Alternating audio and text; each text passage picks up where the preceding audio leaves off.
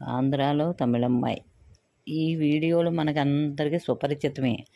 అటువంటి ఆంధ్రాలో ఉన్న తమిళమ్మాయిని చూడాలనుకుని నేను స్వతంత్ర హాస్పిటల్ నుంచి పనిగట్టుకుని ఆవిడ షాపుకు వెళ్ళి చూసి చక్కగా ఇద్దరం చాలాసేపు మాట్లాడుకున్నాం, కరచాలనం చేసుకున్నాం. చాలా ఆనందంగా ఉంది.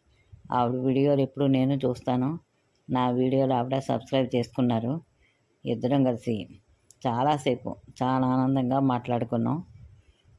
షాపులో మాకు కావలసిన కాంబో ఆఫర్ తీసుకున్నాం. ఆవిడ స్పెషల్ గిఫ్ట్లు కూడా నాకు ఇచ్చారు. చాలాసేపు ఆనందంగా మాట్లాడుకున్నాం. ఇంకా వచ్చిన కస్టమర్స్ వెళ్ళిపోయి వాళ్ళు వెళ్ళాక ఇంకా ఎక్కువసేపు కూర్చుని మాట్లాడుకుని చాలా చాలా ఆనందంగా అనిపించింది. ఎవరైనా ఒకరికి ఒకరు అని చక్కగా ఆవిడతో మాట్లాడుకోవడము ఇది కూడా చాలా ఆనందంగా ఉంది. మన బంధువులను మనం చూసినప్పుడు మనకు ఒక విధమైన ఆనందం కలుగుతుంది కదా. అలాగే ఆమెను చూసినా నాకు ఒక విధమైన ఆనందం అనిపించింది. అందుకనే చాలాసేపు ఉన్నాను. చక్కగా పలకరించుకొని షాపు కూడా చాలా బాగుంది. షాపు తయారు చేయడానికి కూడా సైడ్ బై సైడ్ తీసుకున్నారట.